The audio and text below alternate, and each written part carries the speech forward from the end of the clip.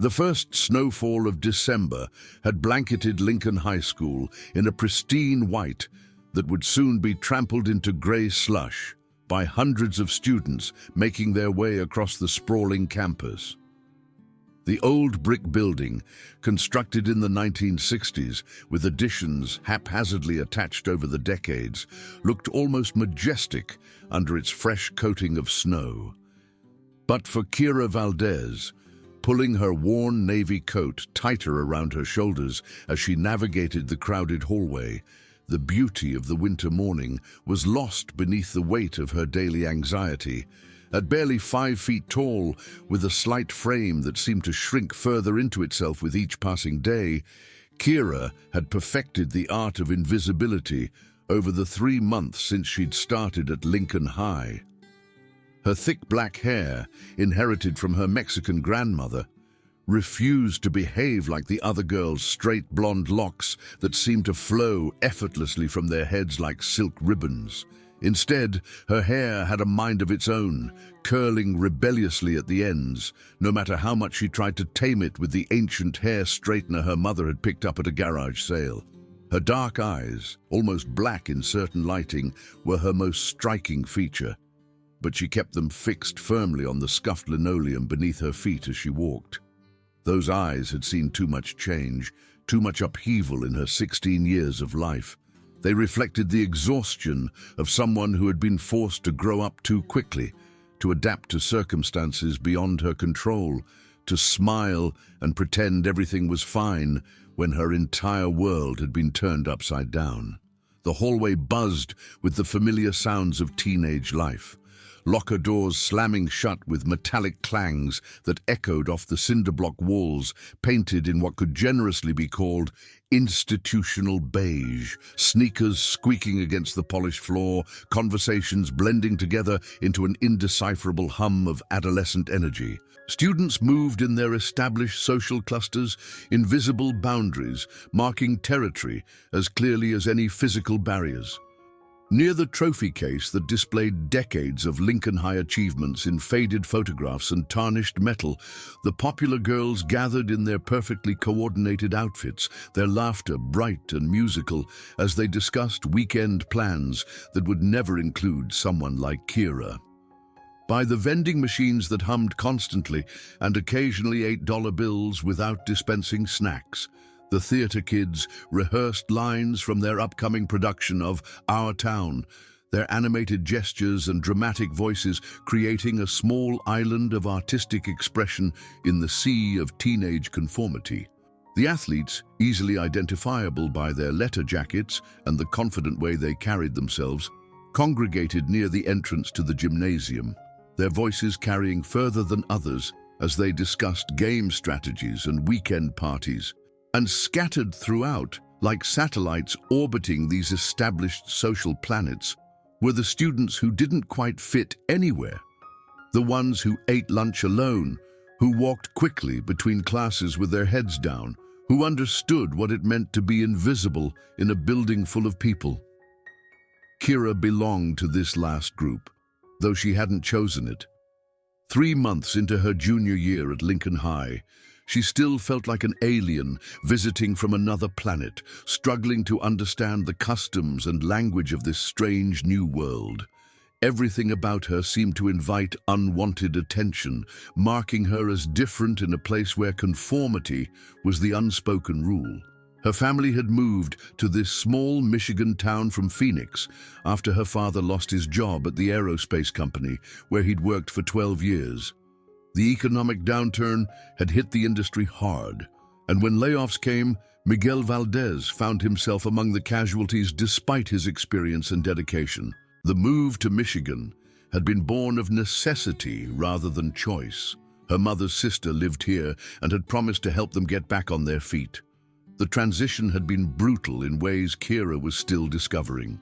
In Phoenix, she had attended a large, diverse high school where her Mexican heritage was common, where speaking Spanish in the hallways was normal, where the food in the cafeteria reflected the multicultural population.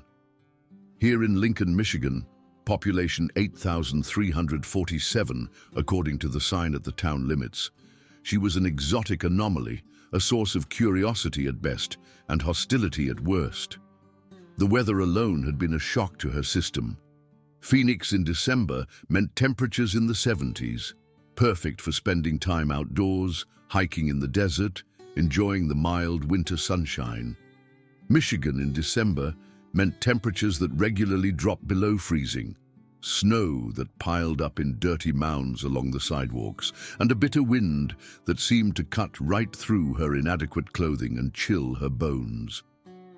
But the physical discomfort of the cold was nothing compared to the social isolation she experienced daily. In Phoenix, she had been part of a tight-knit group of friends who had known each other since elementary school. They had shared inside jokes, common interests, and the comfortable familiarity that comes from growing up together.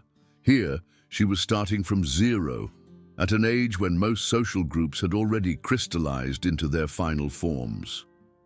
"Watch where you're going, Valdez," came the familiar sneer from behind her, the voice cutting through her thoughts like a blade through paper. Kira's stomach clenched with the Pavlovian response she'd developed over the past 3 months, her body automatically tensing for whatever humiliation was about to follow. She recognized the voice of Trevor Hartwell, the unofficial king of Lincoln High's social hierarchy, without having to turn around. Trevor was everything Kira was not: tall, confident, and blessed with the kind of easy charisma that made people gravitate toward him like moths to a flame. At just over 6 feet tall, with the build of a linebacker and shoulders broad enough to carry the expectations that came with being the mayor's son, he commanded attention wherever he went. His blonde hair was perpetually tousled in that carefully casual way that suggested he'd just rolled out of bed, but had actually taken 20 minutes to achieve, and his blue eyes held a coldness that contradicted his easy smile. He wore his privilege like a second skin, so accustomed to getting his way that the concept of resistance seemed foreign to him. His father, Mayor Richard Hartwell, had been elected to 3 consecutive terms on a platform of traditional values and keeping Lincoln the kind of place where good families want to live. The unspoken translation, understood by anyone who wasn't white and middle class, was that certain people were more welcome than others. Trevor had absorbed these attitudes through osmosis, though he was smart enough never to voice them directly. Instead, he expressed his prejudices through the kind of subtle harassment that was difficult to prove but impossible to ignore. He had made it his personal mission to remind Kira of her place in the school's pecking order, to ensure she understood that she was tolerated at best, certainly not welcome. Flanking him were his loyal disciples, each bringing their own particular brand of cruelty to the group dynamic. Jake Morrison stood to Trevor's right, nearly as tall but lacking his friend's natural leadership qualities. Jake's father owned Morrison Motors, the town's largest car dealership, and Jake had inherited both his father's business acumen and his conviction that money equaled worth. He was the kind of person who judged others by their possessions, who could assess someone's social status by the brand of their shoes or the age of their phone. Jake's cruelty was more calculating than Trevor's, born from a genuine belief that some people simply mattered more than others. He kept mental tallies of social hierarchies, always aware of who was above or below him in the complex ecosystem of teenage society. To Jake, Kira represented everything that was wrong with the modern world. People who expected handouts, who didn't understand that success was earned through proper breeding and family connections. On Trevor's left stood Brad Chen, whose family had built a successful restaurant empire that now included 4 establishments across 3 counties. Brad's position in the group was complicated by his Asian heritage, which should have made him more sympathetic to outsiders, but instead seemed to make him more eager to prove his belonging. He had learned that aligning himself with power was safer than being targeted by it, and he defended his position in the group through displays of loyalty that sometimes exceeded even Trevor's expectations. Brad's harassment of Kira carried an edge of desperation, as if he believed that by participating in her humiliation, he could somehow insulate himself from similar treatment.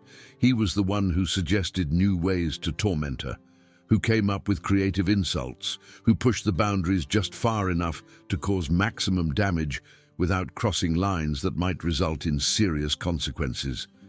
Together, they formed an unholy trinity of privilege and cruelty that had made Kira's life at Lincoln High a daily exercise in endurance. They had developed their campaign against her gradually, testing boundaries and escalating slowly enough that each new level of harassment seemed like a natural progression rather than a deliberate escalation. "Sorry," Kira mumbled, quickening her pace toward her locker, her voice barely audible over the ambient noise of the crowded hallway. The familiar burn of humiliation crept up her neck, a heat that started at her collar and spread upward until her cheeks felt like they were on fire. She had perfected this response over the months, the immediate apology, the averted gaze, the hurried retreat that she hoped would minimize the encounter and prevent it from escalating. Behind her, she could hear their laughter echo through the hallway, a sound that had become as familiar as her own heartbeat. It was a particular kind of laughter, designed not for humor, but for dominance, meant to ensure that everyone within earshot understood who held power and who was powerless to resist it. "Sorry doesn't cut it, Phoenix Girl," Trevor called out, his voice carrying easily across the hallway as other students turned to watch the familiar performance. He had coined the nickname during her first week at Lincoln High, seizing on her origin story as the perfect way to mark her as an outsider. The name had stuck, spreading through the school's social networks until even students who didn't actively participate in her harassment knew her by it rather than her actual name. "Maybe you should watch where you're going instead of shuffling around like some lost puppy," Trevor continued, his words carefully chosen for maximum impact. He had a talent for finding the exact phrases that would cut deepest, for identifying vulnerabilities and exploiting them with surgical precision. Kira's fingers trembled as she worked her locker combination, the familiar sequence of numbers that should have been automatic but somehow became impossible when she was under stress. 23-17-31. Her grandmother's birthday, chosen because it was one of the few dates she was certain she'd never forget. But now, with Trevor's voice carrying across the hallway and dozens of eyes watching her fumble with the lock, the numbers seemed to dissolve from her memory. She tried again, slower this time, forcing herself to concentrate despite the blood pounding in her ears. The lock clicked open on the second attempt, and she quickly pulled open the metal door, grateful for the few seconds of privacy it provided as she gathered her books for her next class.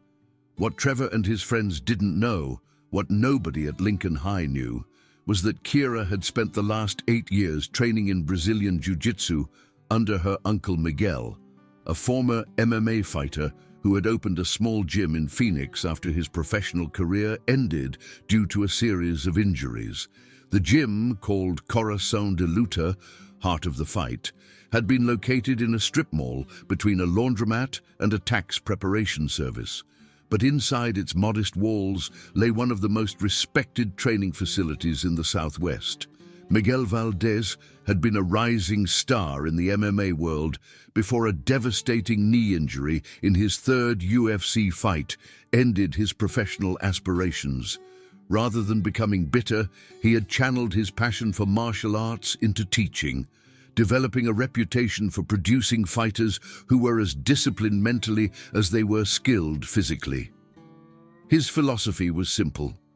Martial arts were not about violence, but about understanding violence well enough to avoid it whenever possible, and to end it quickly when avoidance wasn't an option. Kira had started training with her uncle when she was 8 years old, initially as a way to spend time with him while her parents worked long hours to make ends meet. Miguel had been hesitant at first to teach a young girl the more aggressive aspects of fighting, but Kira had shown an immediate aptitude for the technical aspects of Brazilian jiu-jitsu that impressed him. "Jiu-jitsu is chess, not checkers, Mija," he would tell her as they worked through complex positions on the mats. "It's about thinking 3 moves ahead, about using your opponent's strength against them, about finding solutions to problems that seem impossible." Under his careful guidance, Kira had progressed through the belt system, earning her blue belt just before the family's move to Michigan. She had learned not just the physical techniques, the sweeps, submissions, and escapes that made Brazilian jiu-jitsu so effective, but also the mental discipline that separated true martial artists from mere fighters. Miguel had always stressed that with great power came great responsibility, a lesson he reinforced through countless hours of discussion about the ethics of fighting. He taught her about de-escalation techniques, about reading body language and recognizing when situations were moving toward violence, about the legal and moral implications of using her skills against untrained opponents. "You never start a fight, Mija," he would say during their talks after training sessions. "But if someone else starts one with you, you finish it as quickly and safely as possible. The goal is never to hurt someone, it's to stop them from hurting you or someone else." But more than the physical techniques or even the philosophical teachings, Kira was terrified of what might happen if she revealed her abilities at Lincoln High. She had seen what happened when untrained people fought. The wild swings, the loss of balance, the potential for serious injury when someone fell wrong or hit their head on concrete. The thought of seriously injuring someone, even someone like Trevor who made her life miserable, made her stomach turn with anxiety. She had also learned enough about small-town dynamics to understand that revealing her martial arts background might make her situation worse rather than better. In a place like Lincoln, Michigan, a Mexican girl who could fight might be seen as confirming negative stereotypes rather than challenging them. She could imagine the whispered conversations, the assumption that violence was somehow in her nature, the way her defensive actions might be twisted into aggression, so she had chosen silence, enduring the daily humiliations while telling herself that high school was temporary, that she could survive anything for 2 more years, that responding with violence would make her no better than her tormentors. But the cost of this decision was becoming harder to bear with each passing day. The morning passed in its usual blur of classes, where Kira sat quietly in the back row, teachers who barely acknowledged her existence, and hallway encounters that left her feeling smaller and more isolated than before. Her first period was Advanced Placement English Literature with Mrs. Henderson, a woman in her 50s who had been teaching at Lincoln High for over 2 decades and had perfected the art of classroom management through benign neglect. Mrs. Henderson was the kind of teacher who assigned reading from the canon of American literature without considering whether the experiences described in those books had any relevance to her students' lives. They were currently reading The Great Gatsby, and while Kira could appreciate Fitzgerald's prose style, she found it difficult to connect with characters whose biggest concerns seemed to revolve around parties and romantic entanglements among the wealthy elite of 1920s New York. "Can anyone tell me what the green light symbolizes in this novel?" Mrs. Henderson asked the class, her eyes scanning the room with the kind of hopeful expression that suggested she already knew she would be met with blank stares and uncomfortable silence. A few hands went up, the same hands that always went up, belonging to students who had learned that participation points were easy to earn and who genuinely enjoyed discussing literature. Kira knew the answer, had written extensively about the symbolism in her reading journal, but she had also learned that speaking up in class only drew unwanted attention to herself. Her second period was AP Chemistry with Mr. Patterson, Mrs. Patterson, the librarian's husband, who brought the same methodical precision to teaching science that his wife brought to organizing books. Mr. Patterson was one of the few teachers at Lincoln High who seemed to notice all of his students equally, and he had made several attempts to draw Kira into class discussions. "Miss Valdez," he said during a lesson on molecular bonding, "would you care to explain why carbon forms 4 covalent bonds while nitrogen forms 3? Kira's cheeks burned as every head in the classroom turned toward her. She knew the answer, knew it so well she could have explained the electronic configurations in her sleep, but being the center of attention, even in an academic context, made her tongue feel thick and clumsy in her mouth. "Because carbon has 4 valence electrons," she managed to say, her voice barely above a whisper, "and needs 4 more to complete its outer shell. Nitrogen has 5, so it only needs 3 more." "Exactly right," Mr. Patterson said with a warm smile. "You have a real aptitude for chemistry, Miss Valdez. Have you considered pursuing science in college?" The question hung in the air, like a chemical reaction waiting for a catalyst. College seemed like an impossible dream to someone whose family was still struggling to pay rent on their small apartment across town. But before Kira could respond, the bell rang, and she gathered her books with relief, grateful to escape the attention that Mr. Patterson's praise had brought. Her third period was American history with Coach Williams, who also served as the head football coach and brought a sports mentality to his teaching that emphasized competition and winning above all else. Coach Williams was the kind of teacher who clearly preferred students who reminded him of his athletes, confident, aggressive, willing to speak up and dominate discussions. "Today we're talking about manifest destiny," Coach Williams announced as he wrote the term on the whiteboard in his characteristic bold strokes. "Who can tell me what this concept meant to American expansion in the 19th century?" The discussion that followed was predictable in its one-sidedness, focusing on the courage and determination of American pioneers, while glossing over the impact on indigenous peoples and Mexican citizens who lost their lands to westward expansion. Kira found herself gripping her pen tightly as she listened to her classmates discuss her ancestors' homeland as if it had been empty territory waiting to be claimed. When Trevor raised his hand and began talking about how Americans had civilized the Southwest, Kira felt her jaw clench with the effort of remaining silent. She wanted to speak up, to provide a different perspective, to remind the class that the people who lived in those territories hadn't needed civilizing. But she had learned that challenging the dominant narrative only made her more visible, and visibility in Coach Williams's classroom was dangerous for someone in her position. The morning's classes blended together into a haze of academic content delivered without passion or relevance to her lived experience. She took notes dutifully, completed assignments with precision, and maintained the grade point average that would be essential for any hope of college scholarships. But the intellectual engagement that had once made school enjoyable was missing, replaced by a survival mentality that focused on getting through each day without incident. During the passing period between third and fourth period, Kira made the mistake of stopping at her locker at the same time as Danny Rodriguez, who occupied the locker 3 doors down from hers.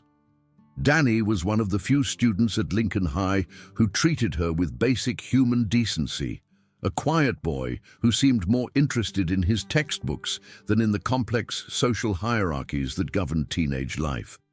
Danny was also Mexican-American, though his family had lived in Michigan for 2 generations, and he spoke English without the slight accent that sometimes crept into Kira's speech when she was nervous or excited.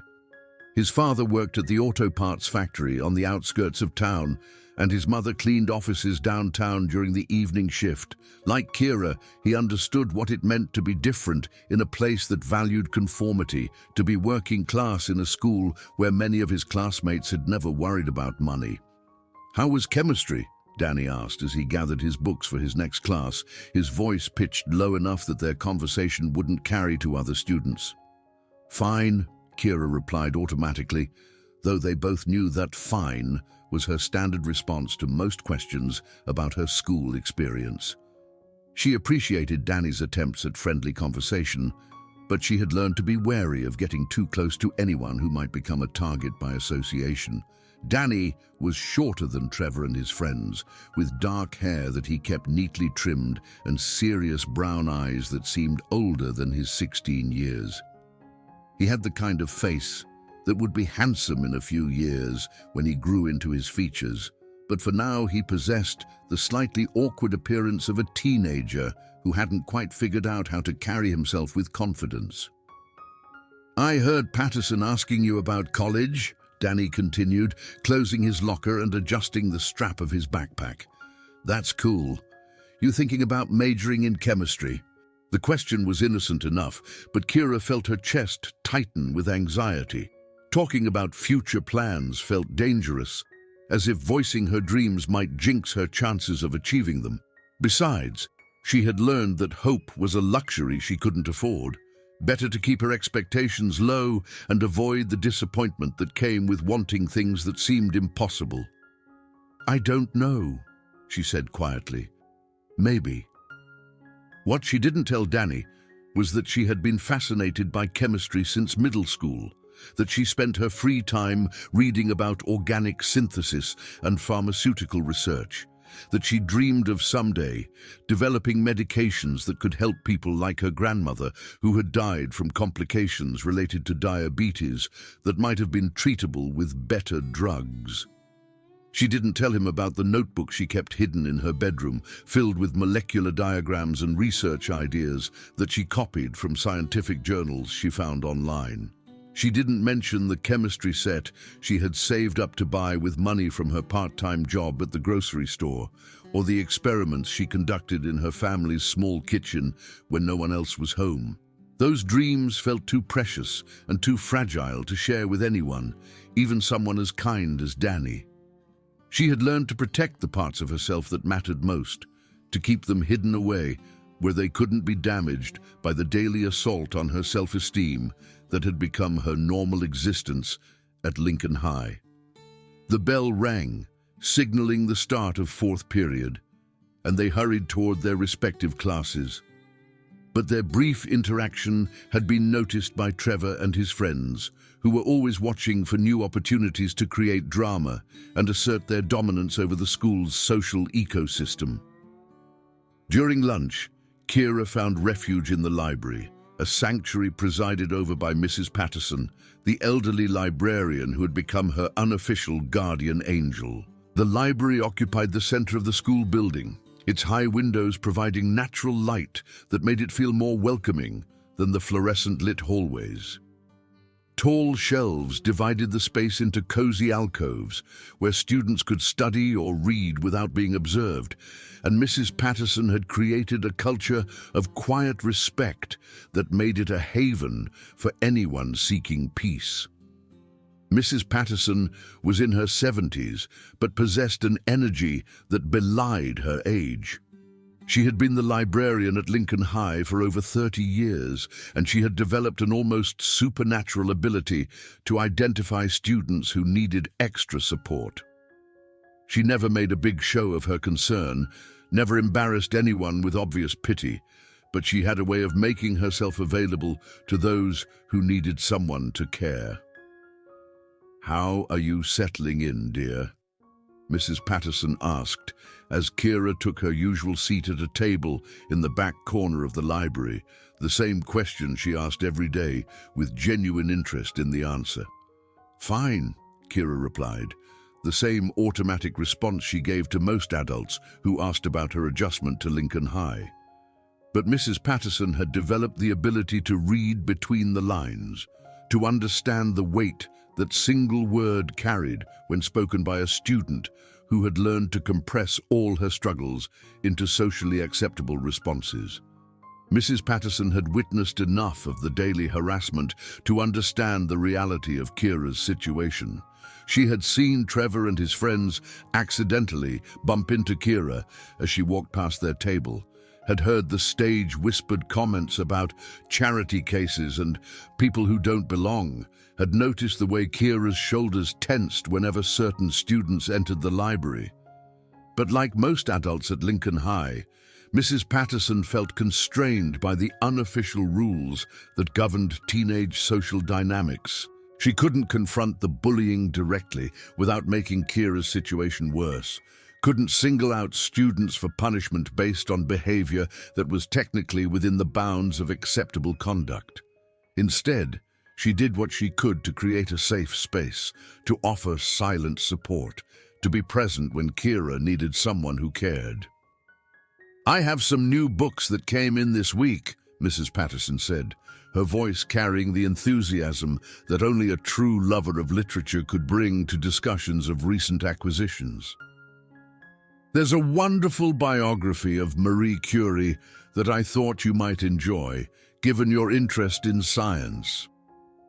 Kira looked up from her sandwich, peanut butter and jelly on bread that was starting to go stale, packed that morning because her family couldn't afford the cafeteria's lunch prices.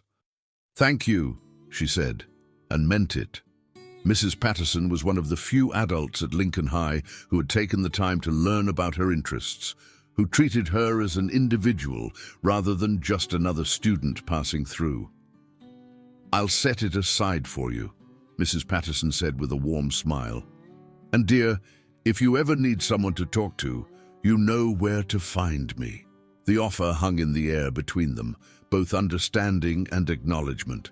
Mrs. Patterson couldn't solve Kira's problems, but she could offer the one thing that was often in short supply in Kira's daily experience at Lincoln High: genuine human kindness from an adult who cared about her well-being. Kira spent the remainder of her lunch period reading a chemistry textbook that was 3 years ahead of her current coursework, losing herself in the precise language of scientific description and the logical progression of chemical principles. For 45 minutes, she could pretend she was just another student pursuing her academic interests, not the school's designated target for social cruelty. But the peace of the library was temporary, and the afternoon brought chemistry class, where her partnership with Danny Rodriguez had become one of the few bright spots in her academic day. They worked well together, their different strengths complementing each other as they navigated complex experiments and theoretical problems. Danny was methodical and careful with equipment, the kind of lab partner who always remembered to record observations and who never let solutions overflow their beakers. Kira was more intuitive, able to see connections between different concepts and to troubleshoot experiments when they didn't proceed as expected. Together, they consistently produced some of the best lab reports in the class. "Did you finish the stoichiometry problems?" Danny asked quietly as they prepared their workspace for the day's experiment on acid-base neutralization. His dark hair fell across his forehead as he bent over their shared worksheet, and Kira found herself studying the way his fingers moved as he wrote, the careful formation of numbers and chemical formulas that reflected his meticulous nature. "Yeah, I stayed up late working on them," Kira replied, grateful for the distraction from her morning encounters with Trevor's crew. The problems had been challenging, multi-step calculations that required balancing chemical equations and converting between different units, but she found a satisfaction in the logical progression from reactants to products that was missing from other aspects of her life. "I got stuck on number 15, Danny admitted, his cheeks flushing slightly with embarrassment. "The one with the limiting reagent calculation. I kept getting different answers." Without hesitation, Kira pulled out her notebook and showed him her work, walking him through the process step by step. She had always been good at explaining complex concepts in simple terms, a skill that might have made her a valuable study partner if the social dynamics at Lincoln High had been different. "Oh, I see what I was doing wrong," Danny said after studying her calculations. "I was using the wrong molar mass for the copper sulfate. Thanks, Kira. You're really good at this stuff." The compliment sent a warm flush through her chest, a reminder of what it felt like to be valued for her abilities rather than dismissed for her differences.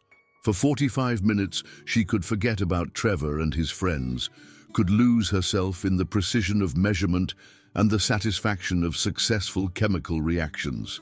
Their experiment proceeded smoothly, with Danny handling the equipment while Kira recorded their observations and calculated the theoretical yield of their products.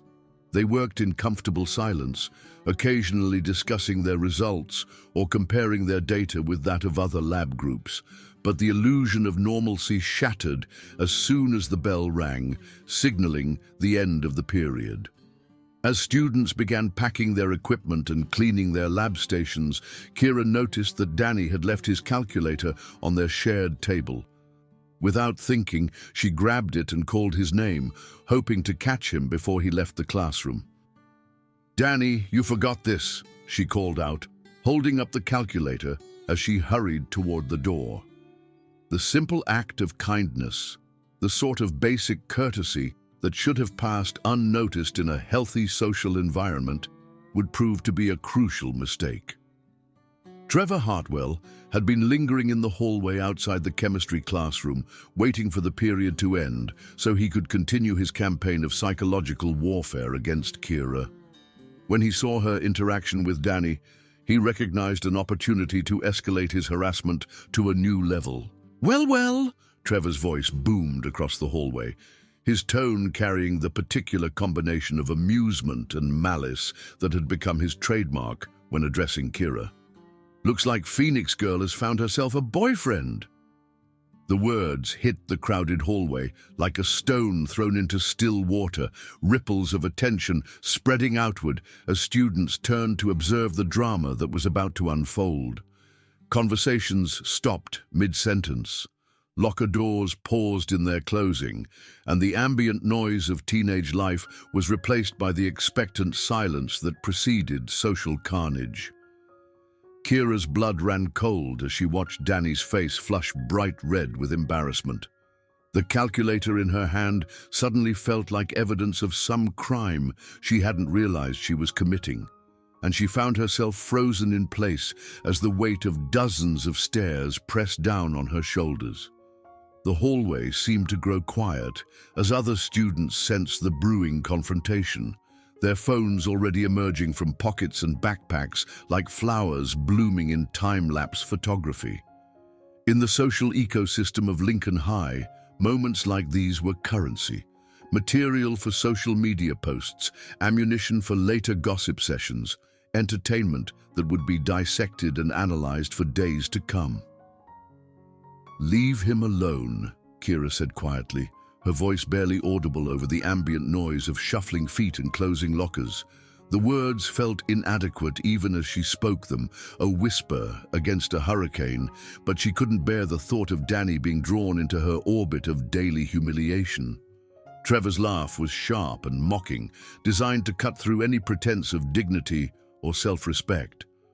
"Oh, she speaks. Did you hear that, guys? Phoenix Girl is defending her little boyfriend."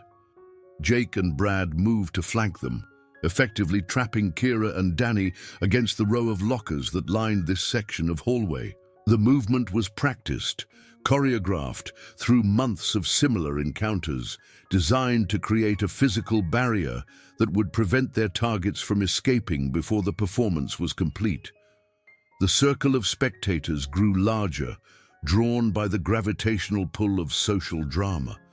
Students who had been hurrying to their next classes slowed their pace, then stopped entirely as they recognized the players in this familiar tableau.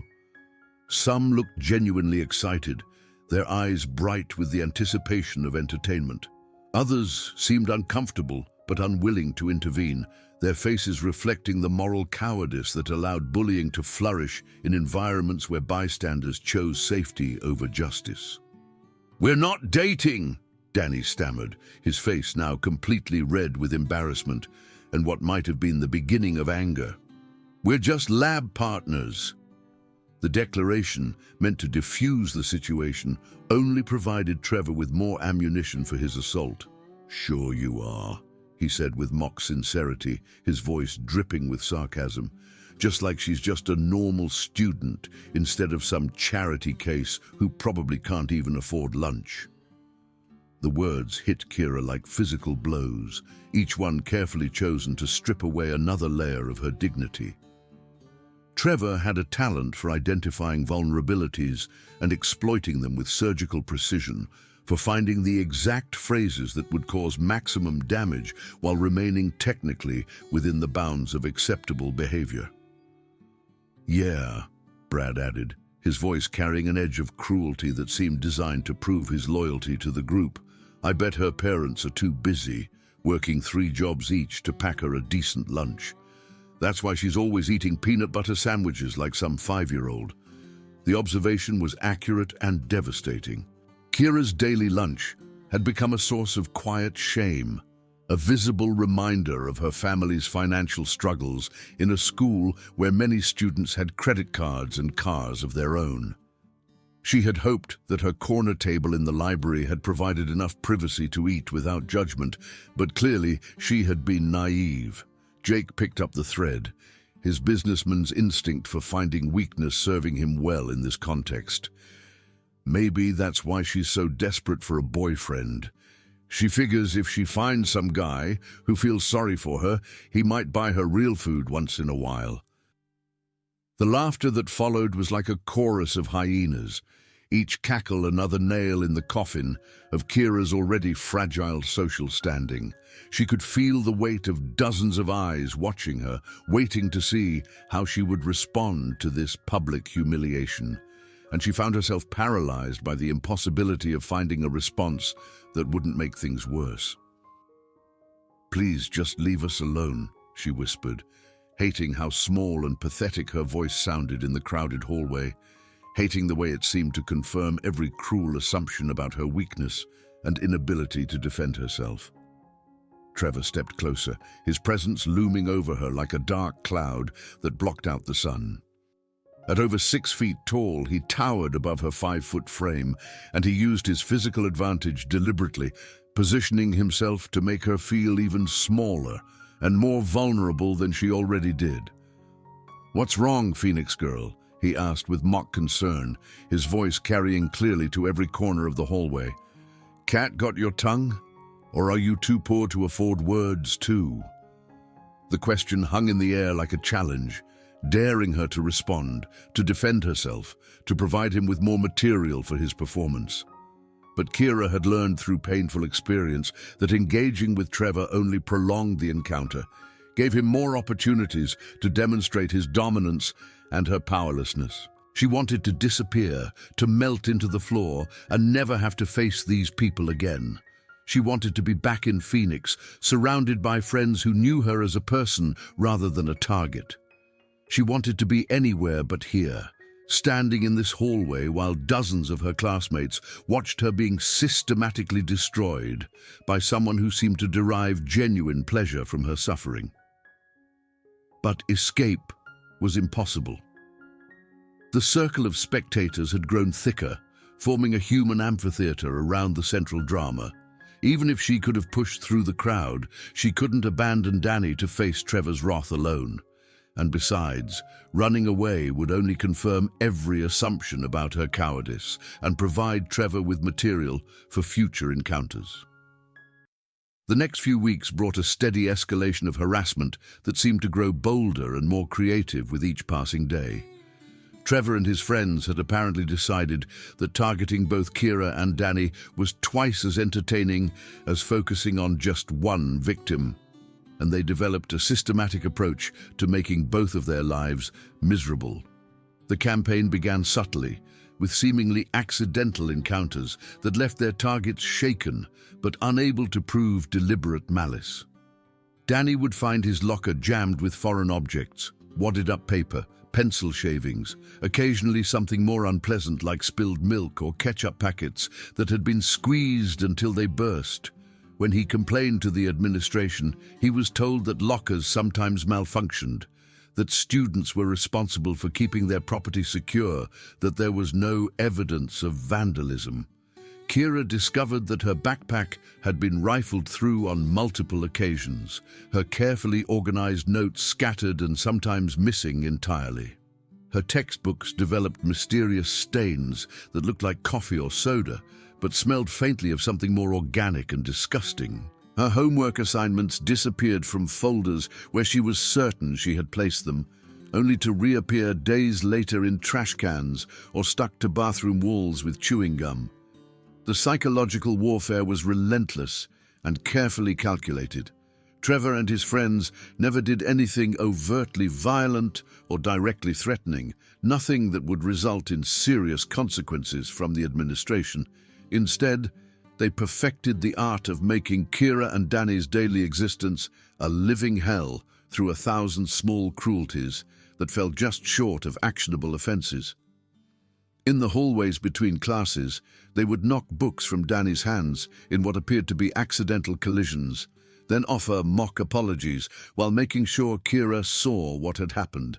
They would stand just close enough to her during passing periods to make her feel trapped, but never close enough to be accused of intimidation. They would make loud comments about charity cases and losers whenever she was within earshot, but always directed their words to each other rather than to her directly. The timing of their harassment was particularly cruel. They seemed to have memorized Kira and Danny's schedules, appearing at precisely the moments when their targets were most vulnerable, when they were struggling with heavy loads of books, when they were already running late for class, when they were in locations where assistance was unlikely to arrive. Their comments became more personal and more vicious as they learned details about their targets' lives. They discovered that Kira worked part-time at the grocery store and began making jokes about food stamp families and people who couldn't even afford to shop where they worked. They learned that Danny's mother cleaned offices and started referring to him as janitor boy whenever they encountered him. The most insidious aspect of their campaign was the way it isolated Kira and Danny from potential allies. Other students, seeing the sustained attention that Trevor's crew paid to these two targets, began to avoid them out of self-preservation. Being associated with someone who was actively being harassed was dangerous. It might result in becoming a target yourself. Teachers, meanwhile, remained largely oblivious to the systematic nature of the harassment. Individual incidents, taken in isolation, seemed like typical teenage drama rather than a coordinated campaign of psychological abuse. When Kira tried to explain to her English teacher that Trevor's group was deliberately targeting her, she was told that she was being oversensitive and that she should try harder to fit in. The guidance counselor, Mr. Peterson, was well-meaning but ineffective. When Kira finally worked up the courage to speak with him about the harassment, he suggested that she consider the perspective of the other students and think about whether her own behavior might be contributing to the social difficulties she was experiencing. Sometimes, Mr. Peterson said, with the kind of smile that was meant to be reassuring but felt condescending, when we're feeling like outsiders, we project our own insecurities onto others.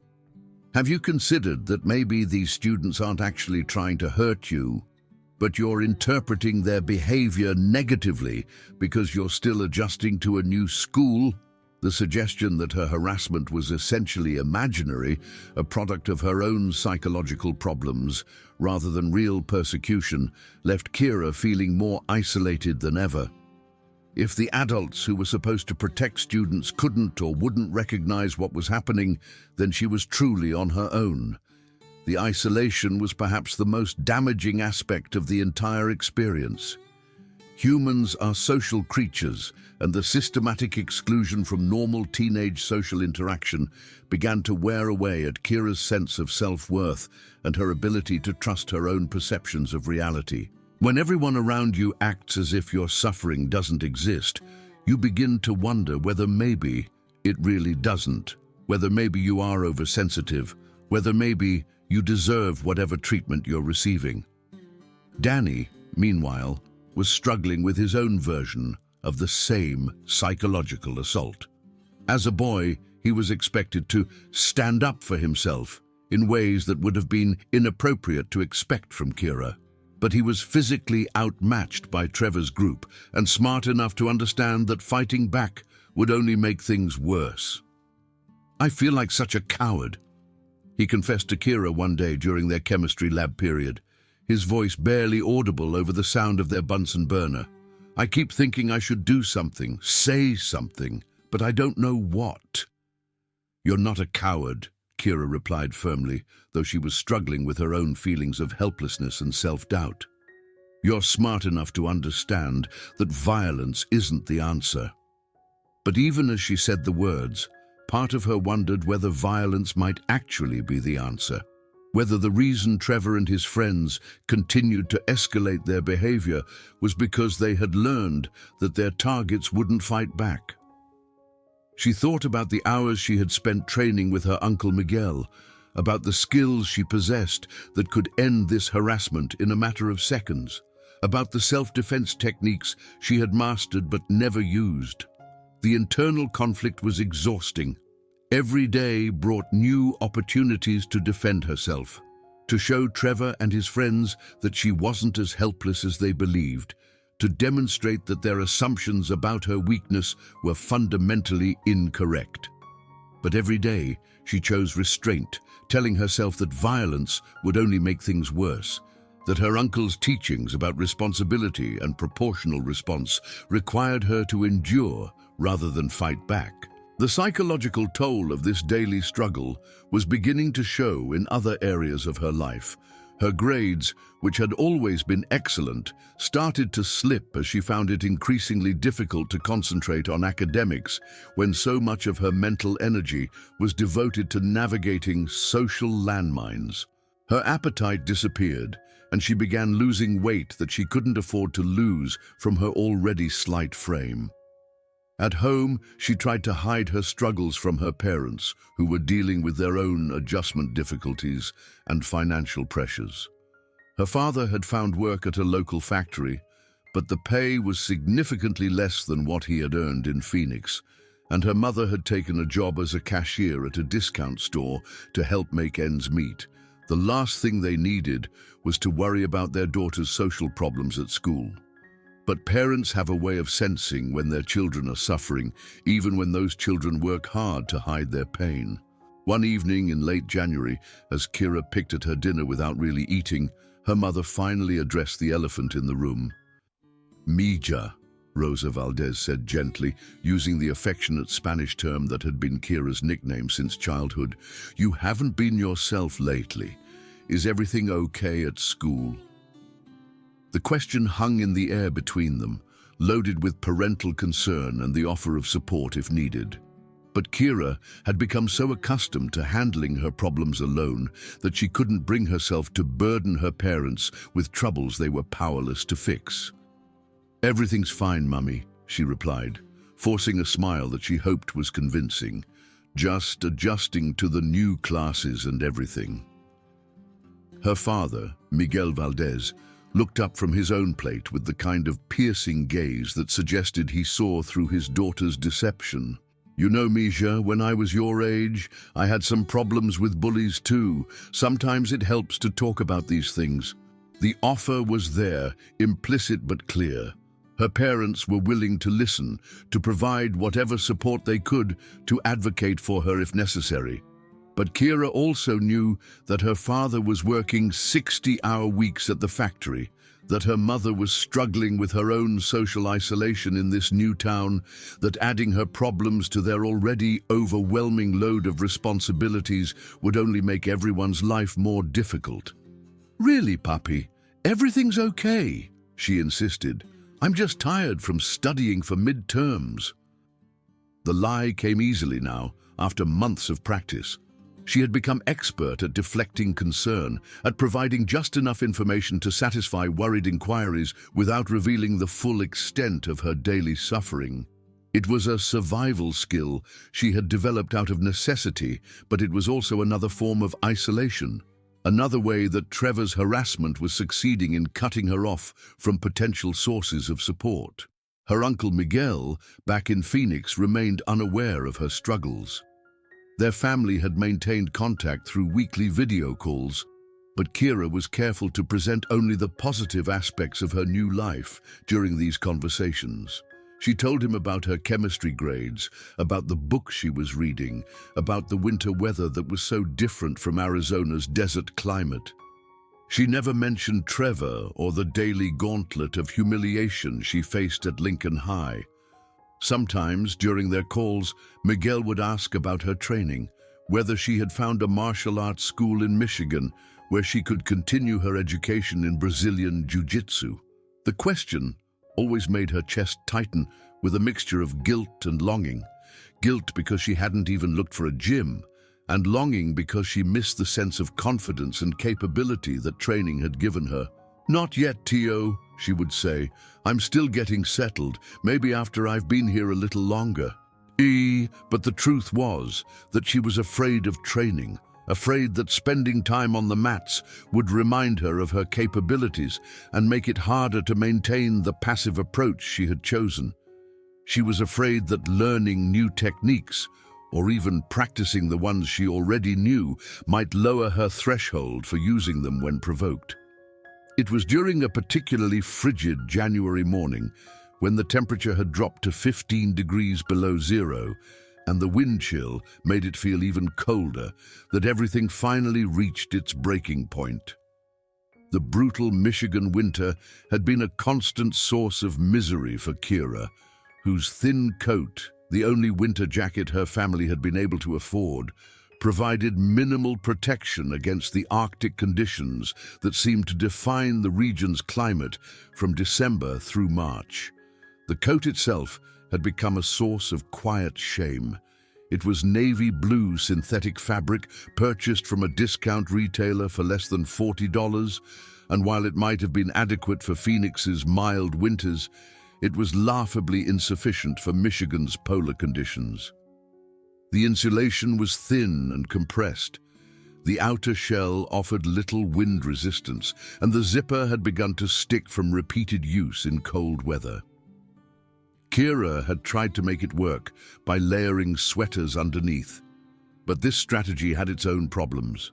The additional bulk made her feel clumsy and self-conscious, and on the worst days, she still found herself shivering uncontrollably during the walk from the parking lot to the school building. She had seen the coats that other students wore, thick down jackets with fur-lined hoods, expensive winter parkas that could have cost more than her family's monthly grocery budget, and the contrast was yet another reminder of her outsider status. She had just finished her morning classes and was walking toward the cafeteria when she heard the familiar voices behind her, that particular combination of arrogance and cruelty that had become the soundtrack to her daily existence at Lincoln High. Her heart sank as she realized she was about to become the center of attention once again, that whatever fragile peace she had maintained during her morning classes was about to be shattered.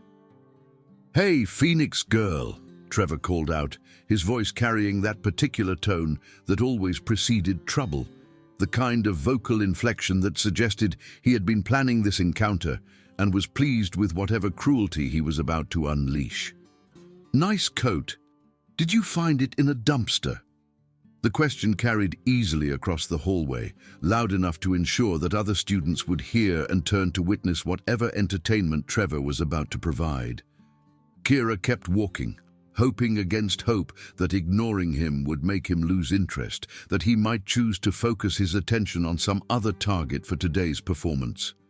But Trevor and his friends had apparently decided that today was the day to escalate their campaign of harassment to new levels, to cross lines that they had previously only approached without crossing.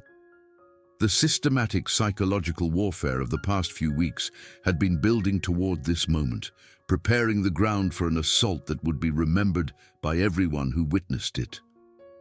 "I'm talking to you," Trevor said, his voice growing sharper and more demanding. "Don't you know it's rude to ignore people?" Jake Morrison and Brad Chen moved to block her path, executing the familiar maneuver they had perfected over months of similar encounters. Their positioning was strategic, designed to trap her against the lockers while creating a natural amphitheater for the audience that was already beginning to gather. Students sensed that something significant was about to happen, and phones began emerging from pockets as the prospect of social media content drew their attention like moths to flame. "Look at that pathetic excuse for a coat," Brad said loudly, his voice carrying the particular edge of cruelty that he brought to these encounters, the desperate enthusiasm of someone proving his loyalty to the group through displays of aggression toward approved targets. "I bet it doesn't even keep her warm." "You're right," Trevor agreed, his eyes glinting with the kind of malicious intent that suggested he had been planning this moment for some time.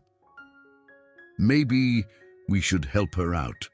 I mean, if the coat's not working anyway." Before Kira could react, before she could process what was happening and formulate a response, Trevor grabbed the collar of her coat and yanked it backward with sudden, violent force.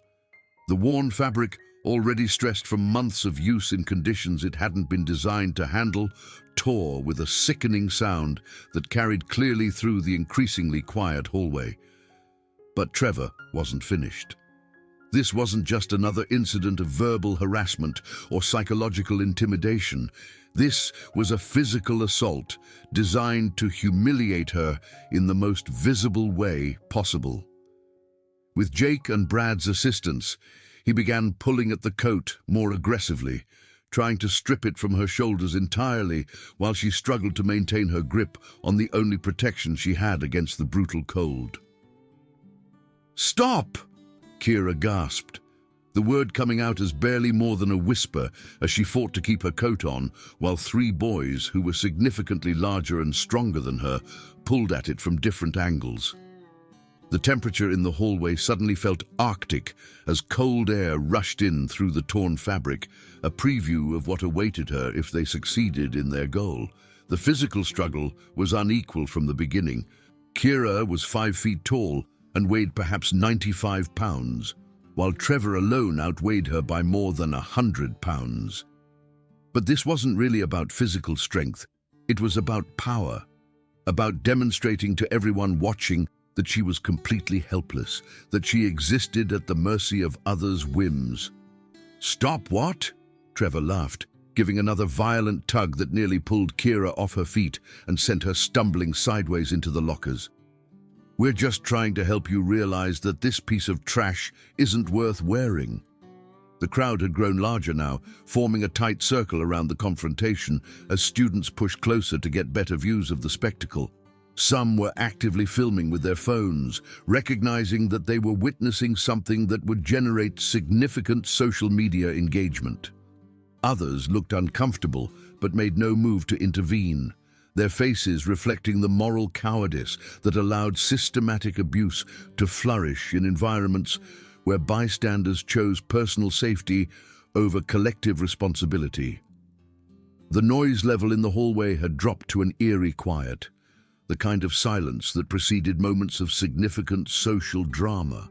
Conversations had stopped mid-sentence as students turned their attention to the central performance, their eyes bright with the anticipation of entertainment that came at someone else's expense. Danny Rodriguez had seen what was happening from across the hallway and was pushing through the crowd, his face twisted with concern and a rage that Kira had never seen from him before. His usual quiet demeanor had been replaced by something fiercer, more protective, as he fought to reach her through the press of spectators. "Leave her alone," Danny shouted, his voice cracking slightly with emotion as he struggled against the human barrier that separated him from his friend. But Jake Morrison intercepted him before he could reach Kira, shoving him backward with enough force to send him stumbling into the wall of lockers. "Stay out of this, janitor boy," Jake snarled, using the cruel nickname they had coined for Danny based on his mother's occupation. "This doesn't concern you." The simultaneous attacks on both of their targets demonstrated the coordinated nature of their harassment campaign. This wasn't spontaneous bullying. It was a carefully planned assault designed to maximize humiliation while minimizing the risk of serious consequences. By attacking both Kira and Danny simultaneously, they ensured that neither could effectively help the other, and they sent a clear message to potential interveners about what might happen to anyone who tried to assist their targets. With one final coordinated pull that involved all three of his friends, Trevor succeeded in yanking Kira's coat completely off her shoulders. The sudden loss of her only protection against the cold was shocking, but the humiliation was even worse. Standing there in just her thin sweater, while dozens of students laughed and recorded her degradation, Kira felt something inside her snap, not break, but transform. The coat lay crumpled on the floor like a discarded skin, and Trevor held pieces of the torn fabric like trophies of his victory. The crowd's laughter reached a crescendo as they processed what they had just witnessed, the complete and total humiliation of someone they had already dismissed as powerless and irrelevant. But in that moment of apparent total defeat, something fundamental shifted in Kira's internal landscape. For 8 years, she had trained with her uncle Miguel, learning not just the physical techniques of Brazilian Jiu-Jitsu, but also the mental discipline that accompanied them. She had learned to control her emotions, to think strategically under pressure, to use an opponent's strength and aggression against them. But most importantly, she had learned to recognize when it was appropriate to fight. And this was that moment.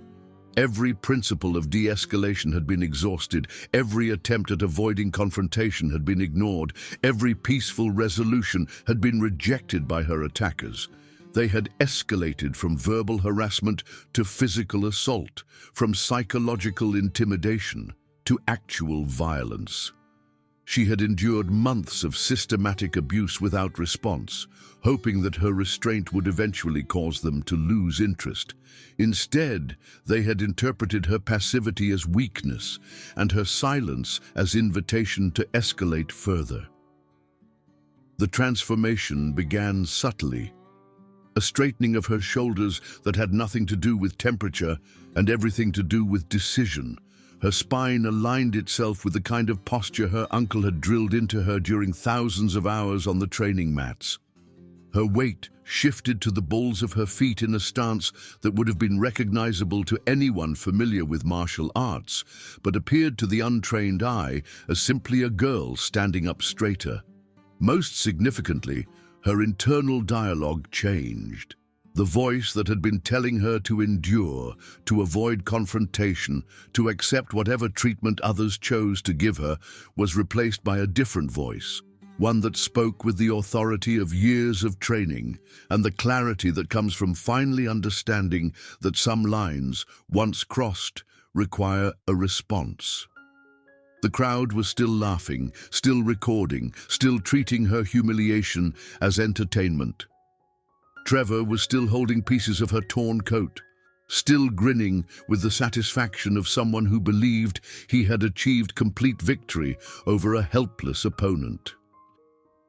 Jake and Brad flanked him, their expressions reflecting the particular pleasure that comes from participating in the systematic destruction of someone weaker than yourself. But none of them noticed the change in Kira's demeanor, the shift from victim to something else entirely. They had become so accustomed to her passivity, so confident in their physical and social advantages, that they failed to recognize the warning signs that might have prompted a reassessment of their position. "Give me my coat back," Kira said, her voice cutting through the noise of the crowd with unexpected authority. The words carried clearly across the hallway, pitched with the kind of confidence that suggested the speaker expected to be obeyed. The laughter began to falter as students sensed something different in her tone, something that didn't match their expectations of how she was supposed to respond to this level of humiliation.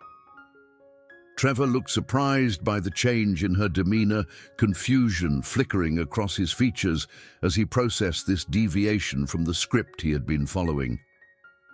"What did you say?" he asked. though his voice carried less certainty than it had moments before.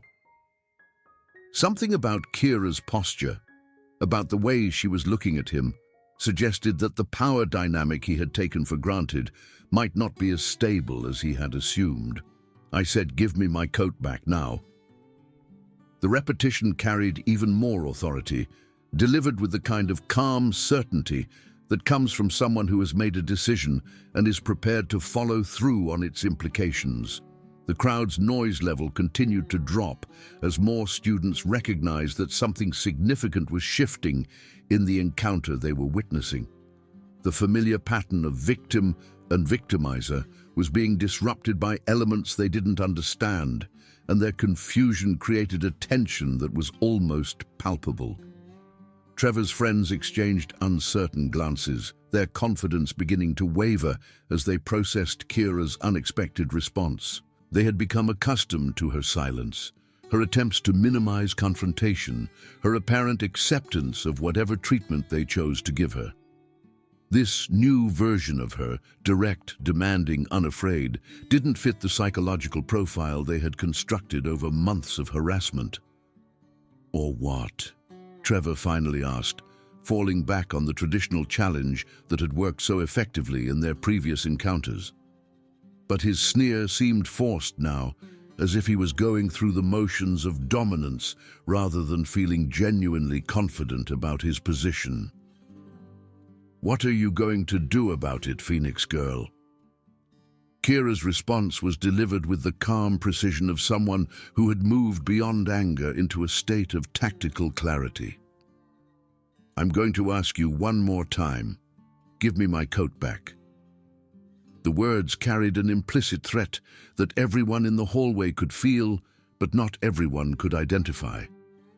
There was something in her voice, in her posture, in the way she held herself, that suggested she was prepared to take action if her reasonable request was not honored. Trevor's answer was to throw the coat on the ground and step on it with his dirty boot, grinding the torn fabric into the floor with obvious relish. "There you go," he said, his voice carrying the cruel satisfaction of someone who believed he was delivering the final blow in a one-sided contest. "Now you can have your precious coat." The crowd gasped collectively, recognizing that Trevor had just crossed a line that couldn't be uncrossed. The humiliation was now complete, the degradation total, the demonstration of his power over her seemingly absolute. This was the moment when she was supposed to break completely, to cry, to run away in defeat, to provide the satisfying conclusion to the entertainment they had been witnessing. But as Trevor stood there grinning in triumph, grinding her coat under his heel, while dozens of students watched and recorded his victory, he failed to notice the way Kira's stance had shifted even further. Her weight was now distributed perfectly between both feet. Her hands had moved to a ready position at her sides, and her dark eyes had taken on the focused intensity that her Uncle Miguel would have recognized immediately as the moment when a fighter transitions from defensive to offensive mindset. "You made a mistake," Kira said quietly, her voice carrying an authority that made the entire hallway fall silent. The words weren't delivered as a threat or a challenge. They were simply a statement of fact, an assessment of the tactical situation that was about to unfold. Trevor laughed, but it sounded forced now, hollow in a way that suggested he was beginning to sense that something had changed in the dynamic he thought he controlled. "What mistake? You're the one who—" He never finished the sentence. In one fluid motion that demonstrated 8 years of dedicated training, Kira stepped forward and executed a perfect hip toss, using Trevor's own momentum and superior size against him with the kind of technical precision that would have impressed her Uncle Miguel. She grabbed his shirt with both hands, pivoted on her right hip, and sent all 200 pounds of him crashing to the ground with an impact that echoed through the hallway like a thunderclap. The technique was flawless, a textbook demonstration of how proper leverage and timing could overcome significant disadvantages in size and strength. Trevor's larger mass, which he had used to intimidate her for months, became a liability when redirected by someone who understood the physics of combat. His feet left the ground completely, and he rotated through the air before hitting the linoleum with his full body weight concentrated on his back and shoulders. The silence that followed was deafening. The constant background noise of teenage conversation, locker doors, and shuffling feet had been replaced by a complete absence of sound that seemed to stretch on forever. Trevor lay on the floor, stunned and gasping for breath, his eyes wide with shock and confusion as he tried to process what had just happened to him. The crowd stared in complete amazement, their phones still recording, but their expressions reflecting the kind of cognitive dissonance that comes from witnessing something that contradicts every assumption you've held about reality. The girl they had all dismissed as weak and helpless had just taken down the school's most feared bully with a single devastating move that had been executed with professional-level technique. But Kira wasn't finished. Jake Morrison, recovering from his initial shock, lunged toward her with his fists raised and his face twisted with rage. He was bigger than her, stronger than her, and convinced that what had happened to Trevor must have been some kind of fluke, some lucky accident that wouldn't be repeated when faced with a more prepared opponent. He was wrong. Kira had spent years learning to neutralize bigger, stronger opponents under the tutelage of someone who had competed professionally against the best fighters in the world. Jake's attack was exactly the kind of aggressive, uncontrolled assault that Brazilian Jiu-Jitsu had been designed to defeat.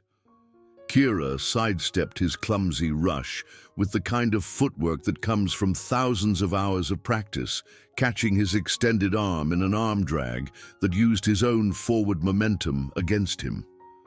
As he stumbled past her, off-balance and vulnerable, she swept his legs out from under him with a technique so smooth it looked almost casual to untrained observers. Jake crashed to the ground next to his leader, his own impact echoing through the hallway as he joined Trevor on the floor. The sound seemed to break the spell of silence that had fallen over the crowd, and a low murmur of amazement began to build as students processed what they were witnessing. Brad Chen, seeing both of his friends on the floor and recognizing that the situation had spiraled far beyond their expectations, hesitated for a crucial moment as he tried to decide whether to attack or retreat. It was the wrong decision, or rather, it was a decision made too late to be effective. His hesitation gave Kira time to assess the threat he represented and position herself accordingly. When Brad finally committed to rushing her, his attack was even more telegraphed and poorly executed than Jake's had been. Fear and uncertainty had replaced the confidence that had carried him through months of harassment, and his movements reflected the internal chaos he was experiencing. Kira caught him in a collar tie, using the grip to control his head and upper body while she executed a simple trip that put him on the ground with his friends.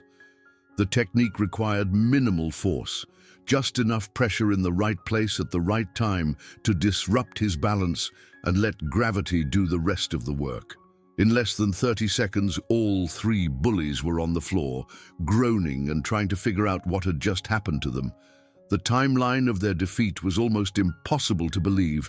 Trevor had been upright and holding her coat triumphantly, and then suddenly all three of them were on the ground while she stood over them completely unharmed and apparently not even breathing hard. The crowd stood in stunned silence, their phones still recording, but their laughter completely gone, replaced by the kind of awed quiet that follows truly surprising events. Many of them were struggling to reconcile what they had just witnessed with their pre-existing assumptions about the participants in this encounter. Kira stood over her fallen tormentors, not breathing hard, not looking angry or triumphant, simply looking like someone who had finally decided to stop accepting unacceptable treatment. Her demeanor was calm and controlled, reflecting the mental discipline that her martial arts training had instilled in her over years of practice. "Here's how this is going to work," she said, her voice carrying to every corner of the silent hallway with the kind of authority that comes from someone who has just demonstrated their capability to back up their words with action. You're going to leave me alone. You're going to leave Danny alone. You're going to leave everyone alone who can't fight back. Because if you don't, I'll be there to remind you what happens when you pick on people who are smaller than you. The ultimatum was delivered without anger or malice, simply as a statement of policy going forward.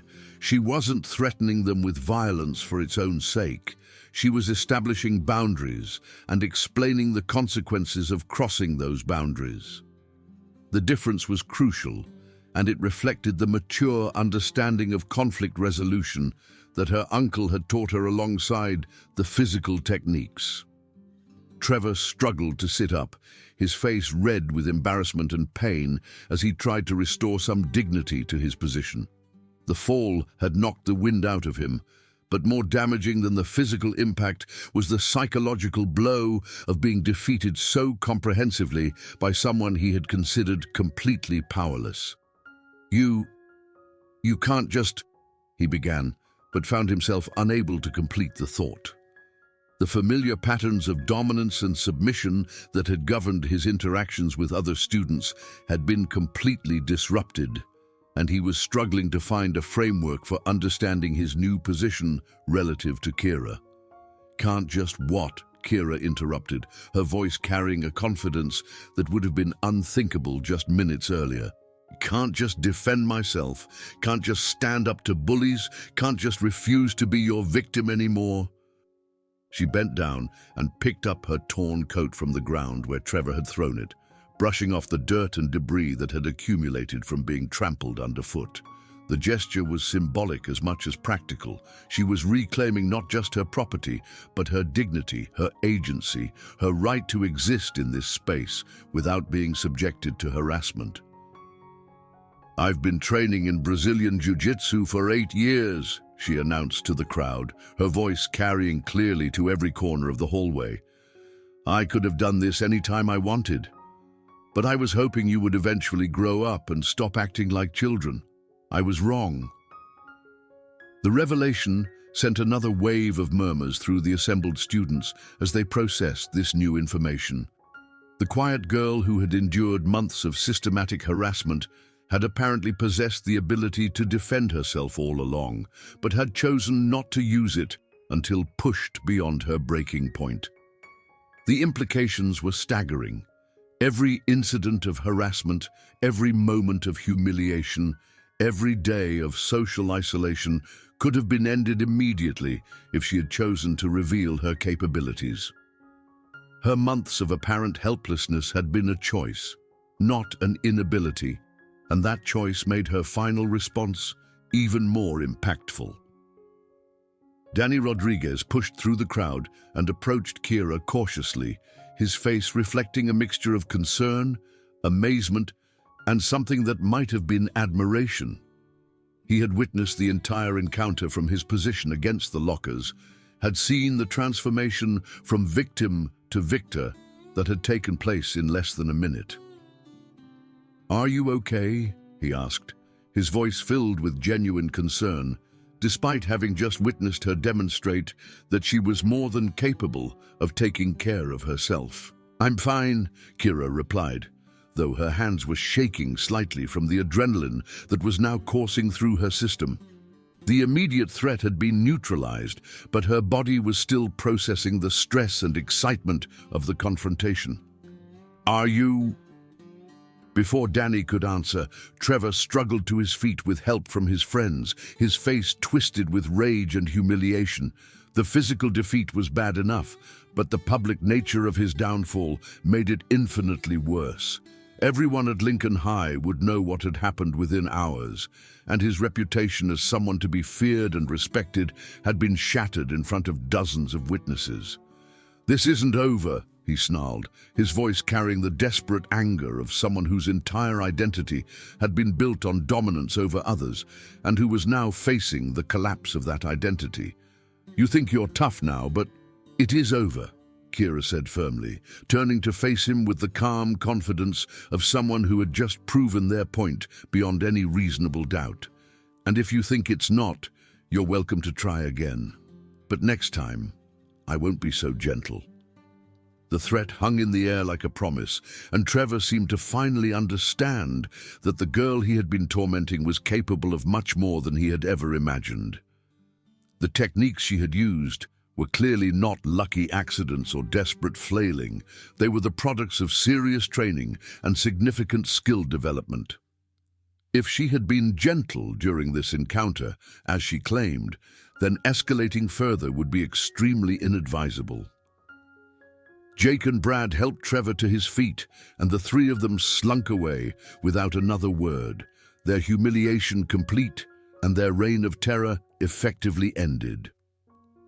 The crowd parted to let them through, but the respectful space that students had always given them was now motivated by pity rather than fear. As the immediate participants in the drama departed, the crowd began to disperse, buzzing with excitement about what they had just witnessed. But the conversations were different from the cruel laughter that had accompanied Trevor's assault on Kira's dignity. Now the talk was admiring, amazed, focused on the incredible skill she had displayed and the restraint she had shown even while defending herself. Some students wanted to congratulate her.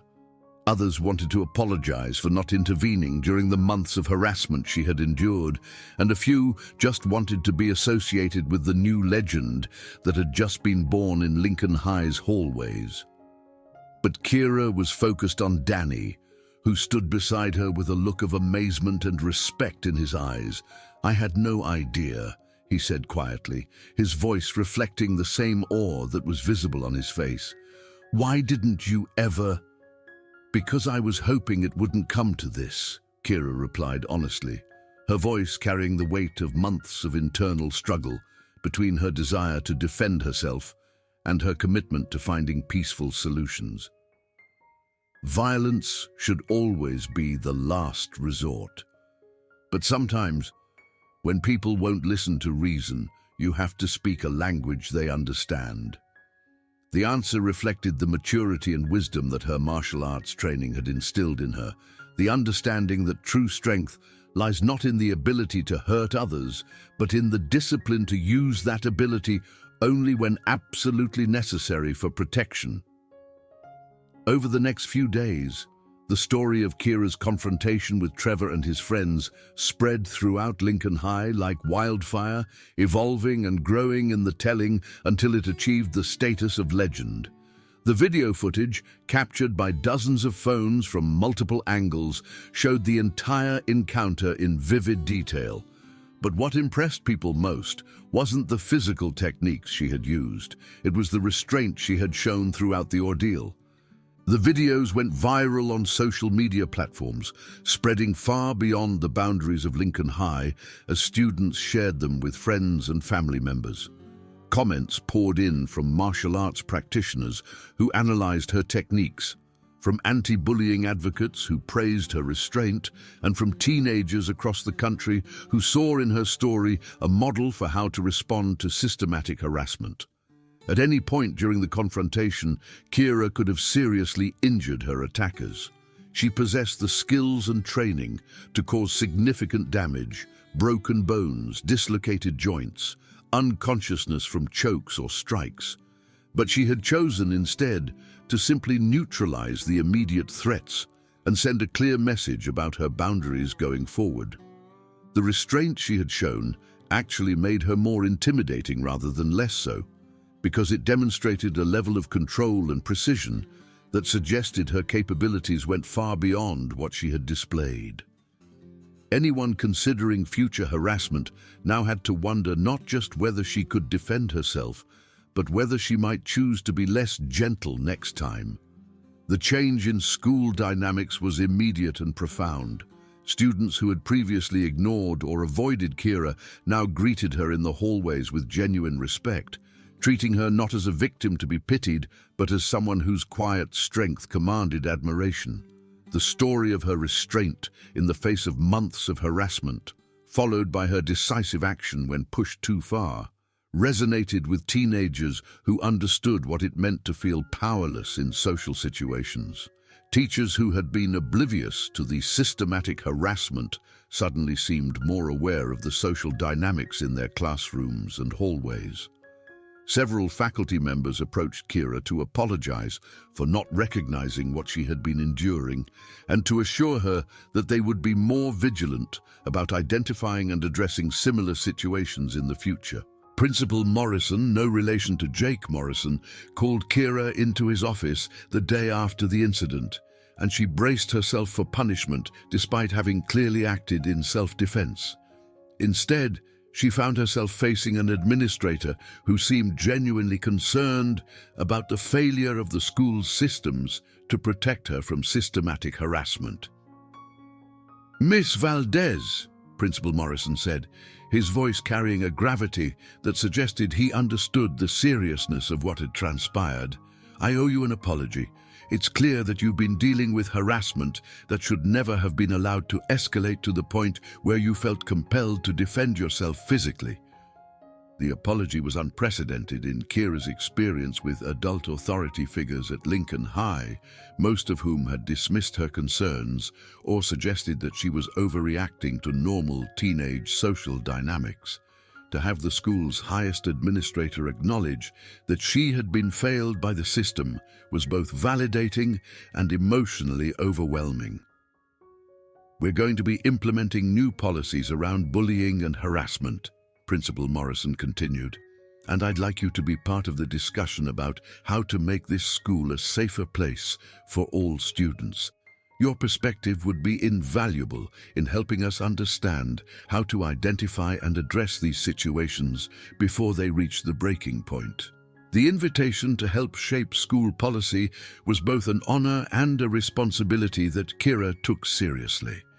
Her experience had given her insights into the ways that systematic harassment could fly under the radar of well-meaning adults, and she was determined to use those insights to prevent other students from enduring what she had suffered.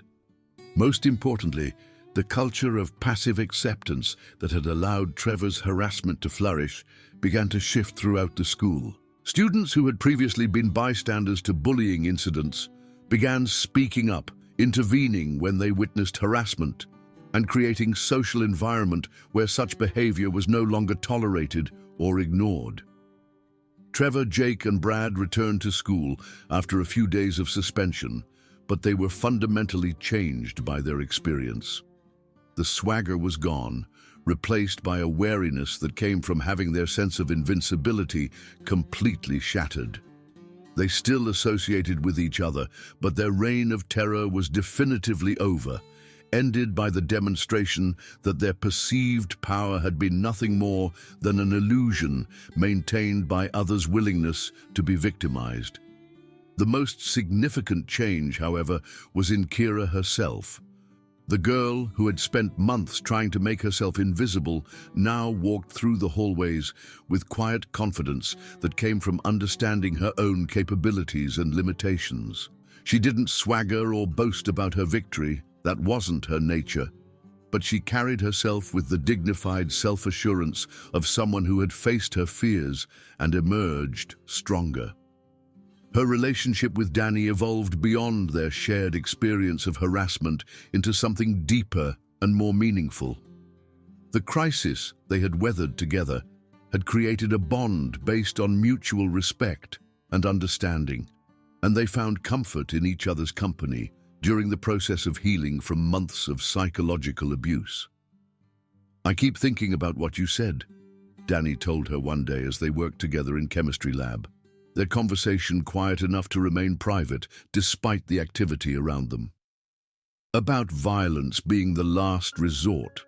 I used to think that meant you should never fight back, but now I understand that it means you fight back when fighting back is the only option left." "Exactly," Kira replied, grateful that he understood the distinction. "My uncle always taught me that the strongest people are the ones who don't need to prove their strength, but who are willing to use it when necessary to protect themselves or others." The wisdom her uncle Miguel had instilled in her was now being passed on to others. creating ripples of understanding that extended far beyond her individual situation. Students who had never considered martial arts began asking her about training, not because they wanted to learn to fight, but because they wanted to develop the kind of confidence and self-discipline that she displayed. 1 month after the confrontation that had changed everything, Kira was walking through the same hallway where she had been humiliated when she encountered a scene that would have been familiar just weeks earlier. A group of upperclassmen had surrounded a freshman, making jokes about his appearance and threatening to take his lunch money in what appeared to be a classic intimidation scenario. The freshman looked terrified, his eyes wide with the kind of fear that Kira recognized from her own months of victimization. His books were clutched tightly against his chest as if they could provide physical protection, and his entire posture screamed vulnerability and helplessness. Without hesitation, Kira stepped forward, her movement immediately catching the attention of both the bullies and their target. "Is there a problem here?" she asked, her voice carrying the quiet authority that had become her trademark since the confrontation with Trevor's group. The upperclassmen recognized her immediately. Everyone at Lincoln High knew who she was now, and more importantly, they knew what she was capable of when pushed too far. The story of her encounter with Trevor had become part of the school's folklore, retold and embellished until it had achieved almost mythical status. "No problem," one of them said quickly, his voice carrying none of the arrogance that had characterized his approach to the freshman moments earlier. "We were just talking." "Good," Kira replied, her tone making it clear that she was prepared to verify that assertion if necessary, "because I'd hate to think that anyone at this school was being bullied. That would be unacceptable." The word unacceptable carried weight when spoken by someone who had demonstrated her willingness and ability to make such behavior costly for those who engaged in it.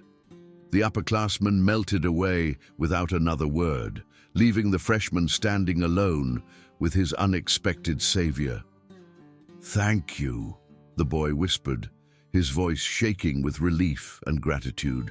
He couldn't have been more than 14 years old, small for his age, and clearly struggling with the same social navigation challenges that made high school difficult for anyone who didn't fit the standard mold. "Don't thank me," Kira said gently, her tone shifting to one of mentorship and encouragement. "Just remember that you don't have to accept unacceptable treatment. And if you ever need help, there are people who will stand with you." As the freshman hurried away to his next class, clutching his books and looking considerably more confident than he had moments earlier, Kira reflected on how much had changed in such a short time. The transformation had begun with her decision to finally defend herself, but it had extended far beyond that single moment of physical confrontation. She had learned that strength wasn't about physical power or the ability to hurt others, though those capabilities had their place when all other options were exhausted. True strength came from knowing when to fight and when to show mercy, when to stand up and when to walk away, when to protect yourself and when to protect others. The girl who had once been Lincoln High's most targeted victim had become its most respected protector, not through seeking out conflicts, but through demonstrating that some behaviors would not be tolerated and some boundaries could not be crossed without consequences. In transforming herself, she had begun to transform the entire school culture, proving that sometimes the most powerful weapon against systematic harassment isn't aggression or retaliation. It's the quiet courage to say no more and mean it. Standing in the hallway where she had once been stripped of her coat and her dignity, Kira smiled as she watched students treat each other with a respect that had been largely absent just a month earlier. The winter coat incident had stripped away more than just her jacket. It had stripped away the illusion that she was powerless, that she had to accept whatever treatment others chose to give her. And in finding her own strength, she had given others permission to find theirs too. Students who had previously been victims began standing up for themselves. Bystanders began intervening when they witnessed harassment. And the entire social ecosystem of the school began to shift toward one that valued dignity and respect over domination and cruelty. The transformation was complete, but Kira understood that the real work was just beginning. True change doesn't happen in a single moment of confrontation. It happens in the thousands of small choices that follow, in the decision to stand up for others, to treat people with dignity regardless of their social status, and to remember that everyone deserves to feel safe and respected in their learning environment.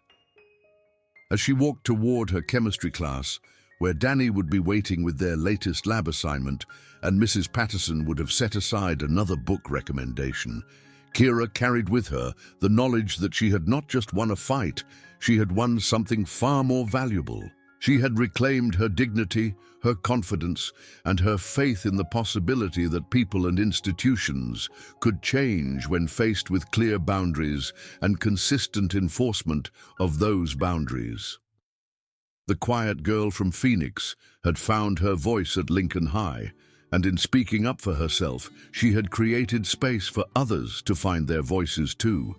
The winter that had once seemed endless, both meteorologically and metaphorically, was finally beginning to give way to the promise of spring.